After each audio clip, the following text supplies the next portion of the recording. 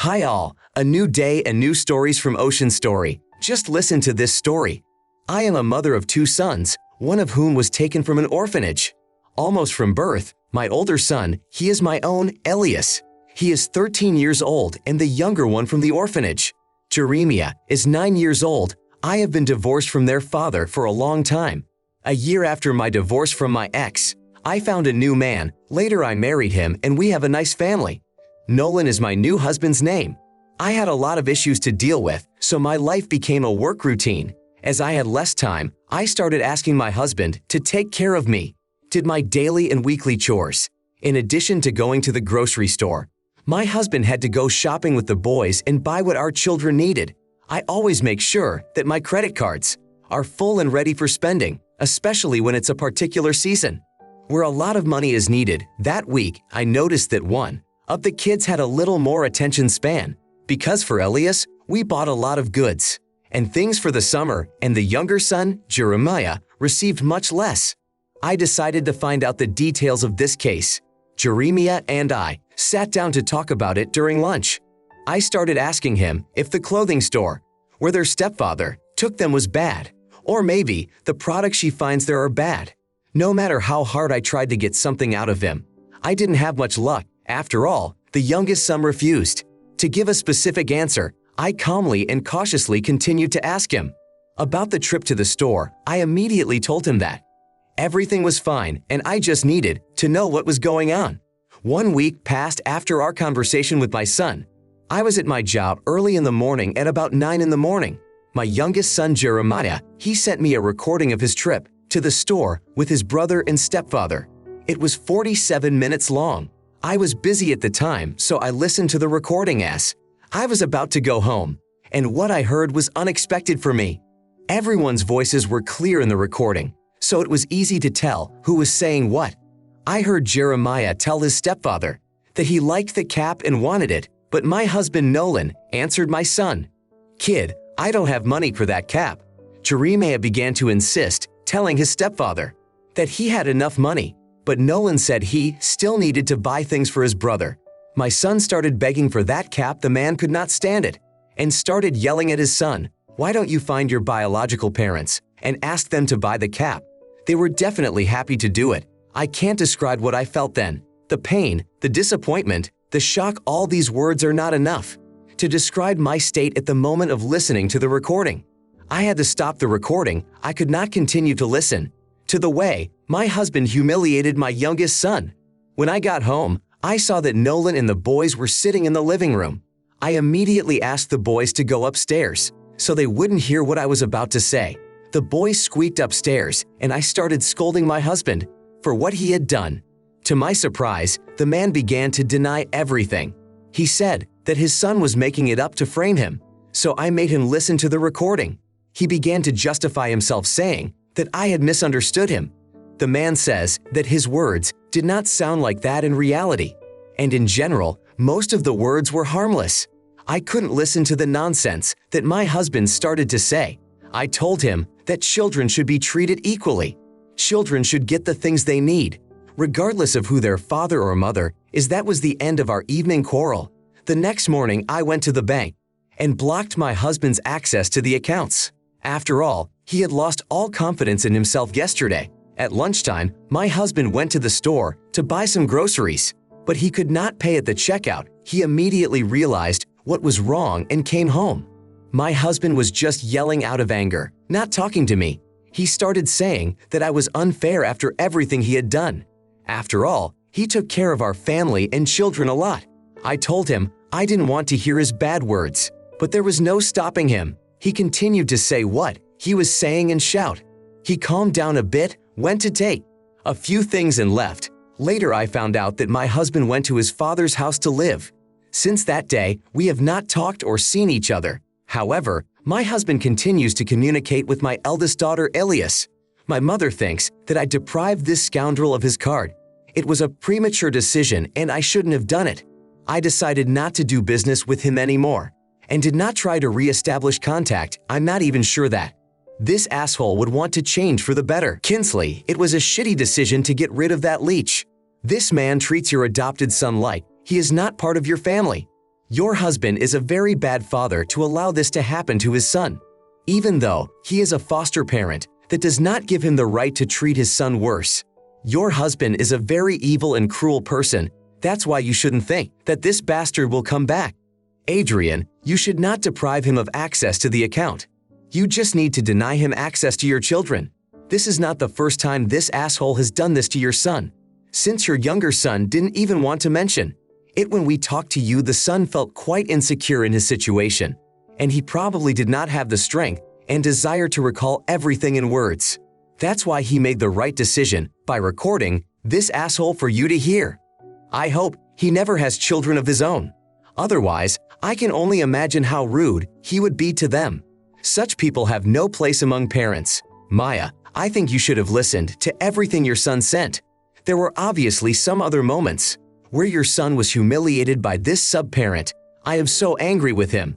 It's not his fault that he became an orphan and was adopted. That little boy just wanted a cap, and he was yelled at by a stupid adult who doesn't think about him. Landon, I don't see how you can save your marriage after that. I could never trust him to be with the kids after that. I don't think you'll ever regain your trust in your husband after such a terrible event. And even if you could trust that asshole again, imagine how many family evenings you would have had to spend, how many times he had to apologize to his son for what he had done and was doing all the time. I think your son would benefit from a visit to a child psychiatrist. Next story. I have a brother and sister. My sister has wonderful children and a husband, and my brother doesn't have a family. He just has his big cat. Last year, we celebrated Christmas in my apartment. My brother didn't come alone. He brought his cat with him. I was extremely surprised because he had never brought her with him before. When it was time to celebrate and we were sitting at the table, my brother sat his cat next to me. He started giving her food from the table, right on my couch. It got to the point where my brother would take pieces of chicken and he started giving them to his cat. My brother also took fish and let her eat it directly from the spoon. As soon as my brother let his guard down, his cat would try to take food from other people's plates. I understand that he loves his cat and takes care of it, but this is absolutely repulsive and disgusting behavior, especially if you are sitting at the table. After the festive dinner, everyone went home. I talked to my husband about it. My husband listened to my words and we decided that we would not be happy if my brother brought a cat with him, and he can't have that kind of behavior in our house. So we made a joint decision with my husband. We called my brother. He said that he could not take the cat with him to our apartment. My brother was a little surprised and asked why we had decided that. I told him that his cat's behavior at the dinner table was rude and that his cat had ruined the appetite of all the relatives and us that day. Because my brother also behaved like an animal. He let the cat lick his fingers and then he continued to take food with his hands. Without washing them, we all saw this. He would then take the food from the table and spread cat bacteria on the table. It was disgusting, and my brother calmly licked his fingers after eating. My brother agreed with us and everything seemed fine, but at the end of the conversation, he added that he felt we were being a little stupid. He tried to explain to my husband and me that we are intolerant of cats and he would respect our wishes and not come to our house for a while. Finally, my brother said that he would not bring the cat to our house, although he needs the animal to feel personal comfort and a stable emotional state. Well, that was all a few days ago. Today, my husband and I planned a family dinner. The dinner itself was planned 6 months ago. We clearly told my brother to leave his beloved cat at home. About 30 minutes before lunch started, my family arrived, and about 5 minutes later, I saw my brother come in. At first, I saw only his head, but then 1 second passed, and I saw something I didn't want to see. He brought a cat with him. In a special cat carrier, I went to him right away and said that he was not welcome here since he did not come alone. My brother immediately started to lose his temper and started to tell me, "Are you serious about this?" I had to postpone my morning plans to get here. It took me 4 hours to get to the lunch spot. Because of the nasty traffic when he burned me out, I was all out of ideas. I reminded him of a conversation we had recently on the phone. My husband and I had told him several times that this cat does not belong here. My brother didn't even listen to me and started yelling again. What did you expect me to do? that I would leave my favorite cat so far away from me, my brother said in an unbearable voice. I stood firm and just closed the door to the house because I wasn't going to argue with a man who couldn't understand just one request. My nerves and a nice quiet dinner were more important than that my brother got angry because my sister and her children were there. He had not seen my sister's children for a long time, so it was important to him, but since he broke the rule, I deprived my brother of this opportunity. He knocked on the door and asked to be let in. I stood there for a few minutes and just went inside. He doesn't want to talk to me anymore. Am I really to blame for this situation? Carson, the whole family couldn't stand this guy and his unruly cat. He probably took the cat to tease someone or make them angry. I think he was hoping that other people would put pressure on you and your husband that you would let him stay with the cat. Despite the fact that your brother was asked not to take the creature with him, you and your husband made it clear to your brother that you expected him to be there, but without the animal. Your brother had a choice to leave the cat at home or decline the invitation.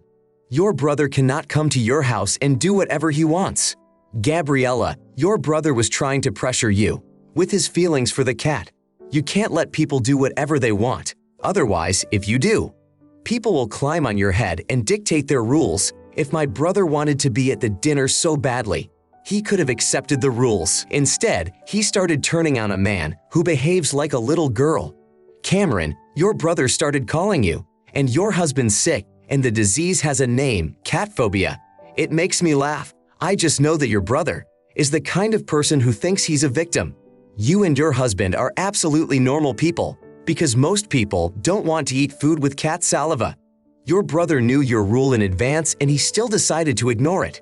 Moreover, he tried to get inside by throwing a tantrum, and he said that he had traveled so far for a family dinner.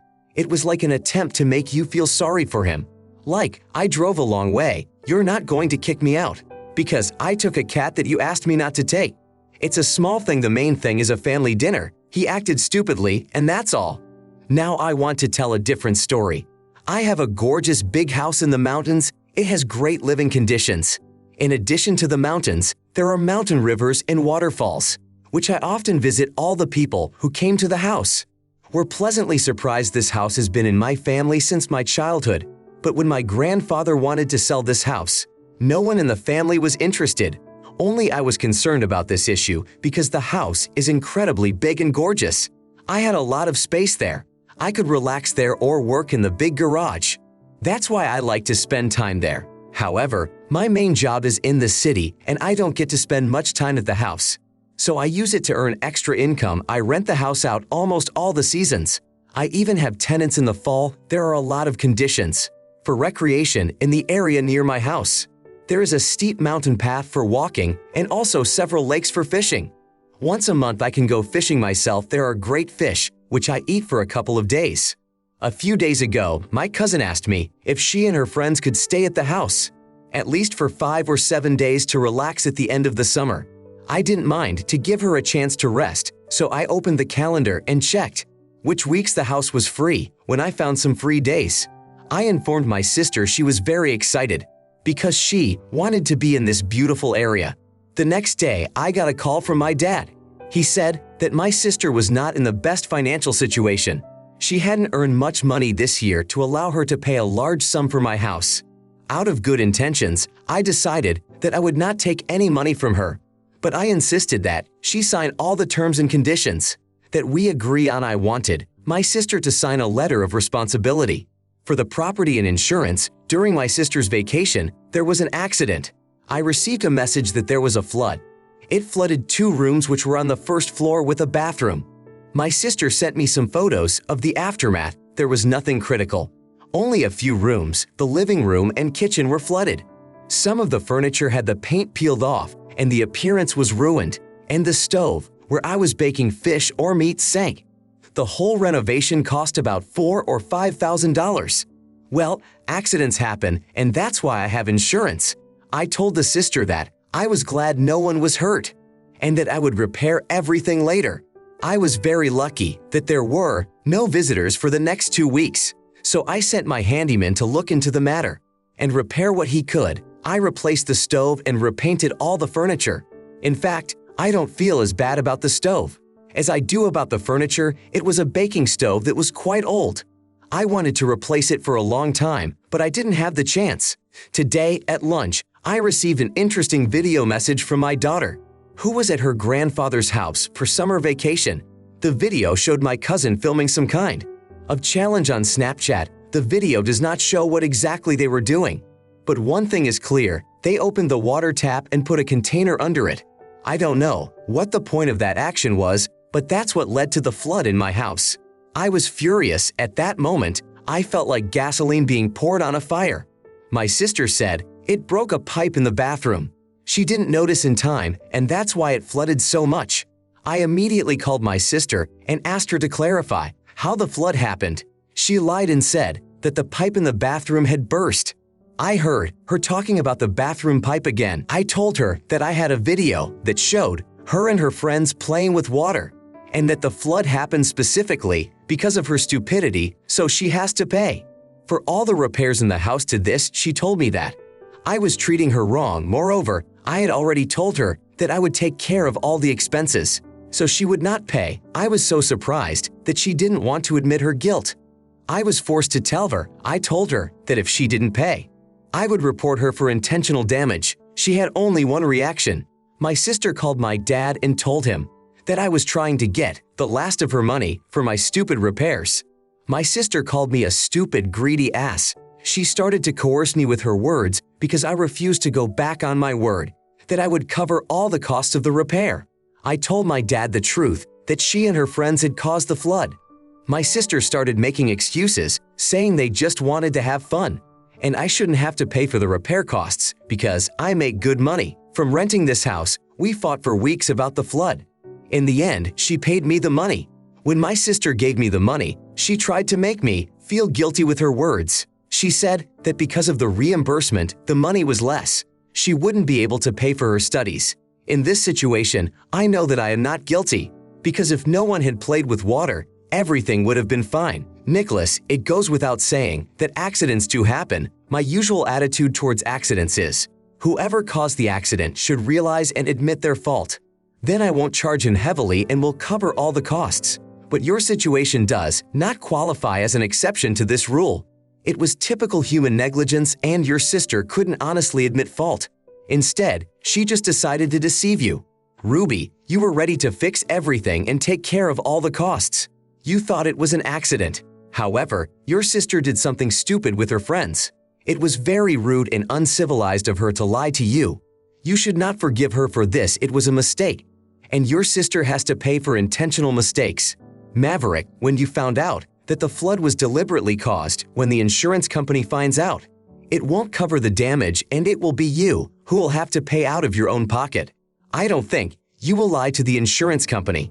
You would be committing insurance fraud by telling them that the pipe burst. So your sister should pay for the mess she made.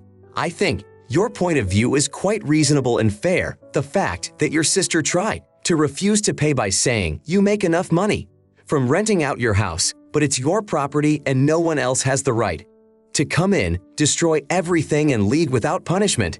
If dad is so insistent that his sister doesn't pay, then she shouldn't. Then let him become a sponsor for your sister and help her.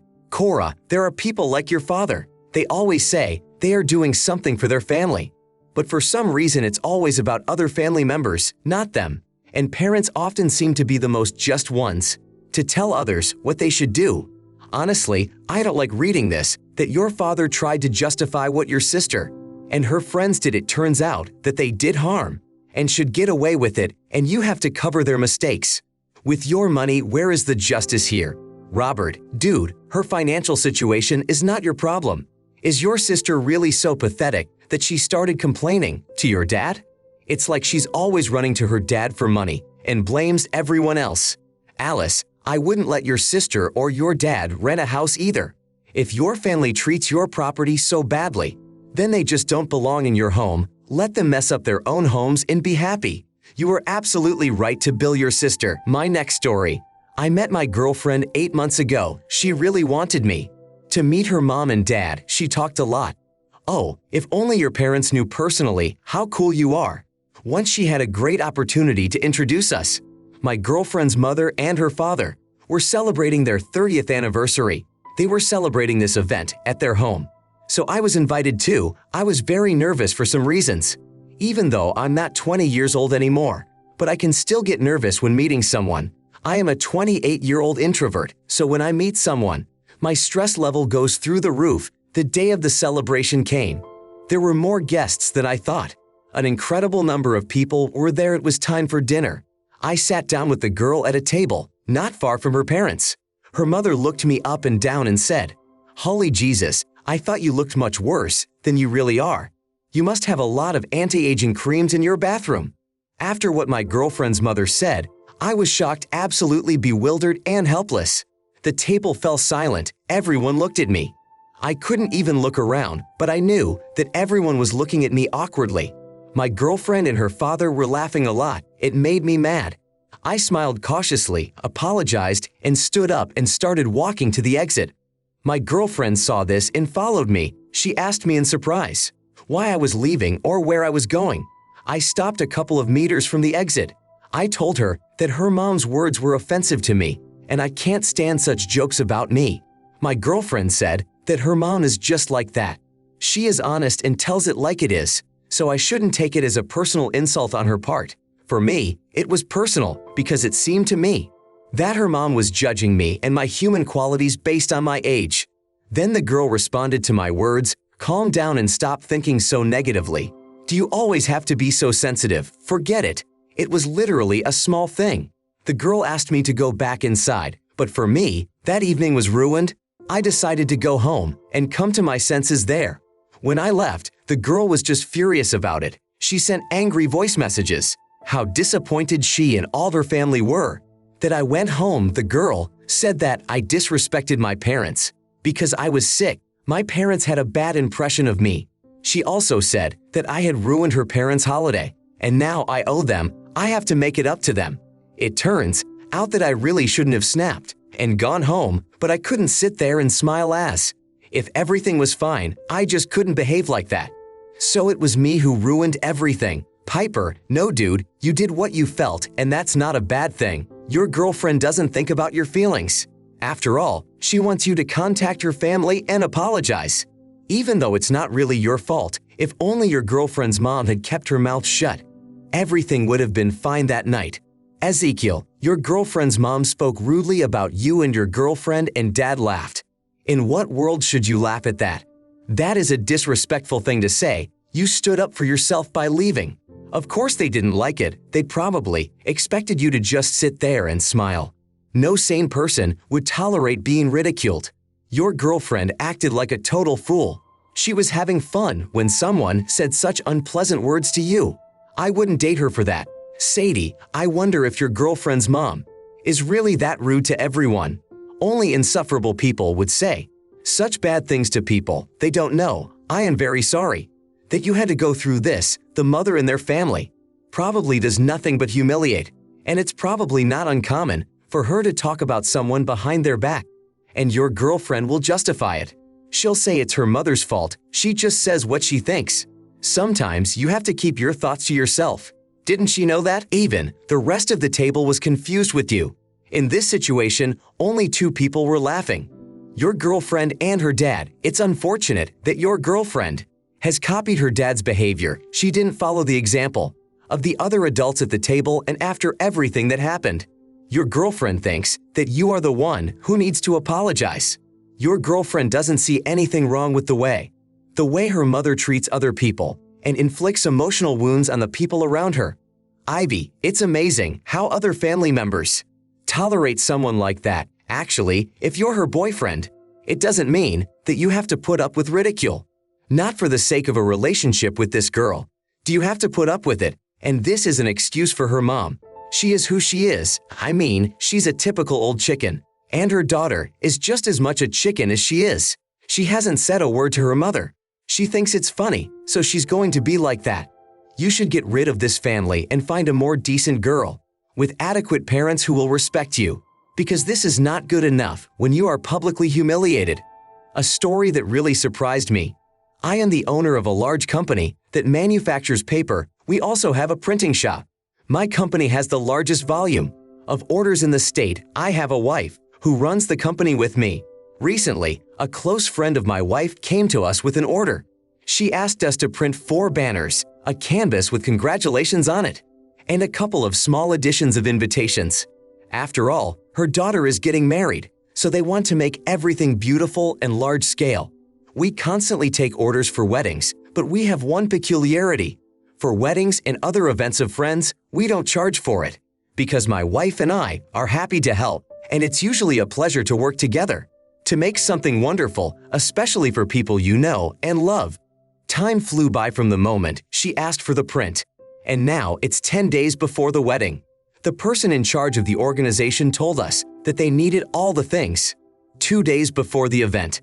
After all, everyone needs time to prepare them for the wedding. At that time, my wife and I did not receive wedding invitations. No one even told us when the wedding would be or the venue. My wife decided to call a friend and find out something. In the moment we thought hadn't seen the invitation on the email, my wife finally got through to her friend. During the conversation, she told my wife, we thought about it and decided to have a wedding for close friends and family, and they did not have a place to invite our spouses. I did not expect this turn of events at all. This situation has hit us hard. In fact, my wife and I are very offended and heard it was not a blow to our good hearts. We spent 1 day of our lives fulfilling the order, and about $1,700 for all the materials. My wife's friend is the bride herself. They were constantly making tiny changes to the illustrations. They asked us to print out samples to see how it would look in person. We had to reprint canvases to other sizes, even though we did it for them from the bottom of our hearts. But all this cost a lot of time and money. For my wife and me, we would postpone other orders, or we would stay late and print her work on our own time. Because at the same time, we are the owners of the company, and we need to solve our personal work issues. After a little thought, I realized that this was not the case when I should be only kind. So I invoiced her for our expenses. I said we needed payment by that time, when everything is delivered to the wedding venue, because I don't have the time or the desire to chase her for payment after the wedding. I didn't want to take money from their family. I just asked for an amount that would cover the cost of the materials. After all, my valuable time is gone, so it would be a moral compensation on their part. Today, it's my wife and I. We received dozens of threatening calls. Most of the calls were from the daughter of my wife's friend. Her fiancé called several times from time to time. Our relatives called and said that we were trying to make money on our loved ones. It was very unpleasant to listen to some of the groomsmen call us freaks for sending the bride a bill. These calls pissed me off, and my wife was depressed. After everything is over with these threats, I am considering charging them the full price. I will set a condition that if they don't give me the money, we simply won't deliver the goods. I am interested in public opinion. Is it really my wife and I who are to blame in this situation? I'm sorry, but I'm not going to waste my time and money on people who don't even consider us close friends and part of the people who can be invited to the wedding. Santiago, that's a ridiculous excuse. Sorry, we had to reduce the number of people in the form of you. They had a very cunning plan in their heads. That's why they did this to you. You should be charged the full price for everything. It's strange, by the way, these people are close enough to ask for a free service from you, but not close enough to invite you and your wife to a wedding? Valentina, it's a perfectly good decision to invoice them. Wedding gifts are expected from guests, and since you are not guests at their wedding, you should act like entrepreneurs. You and your wife spent a lot of money and your resources, and they treated you like this. It's too much money for a gift.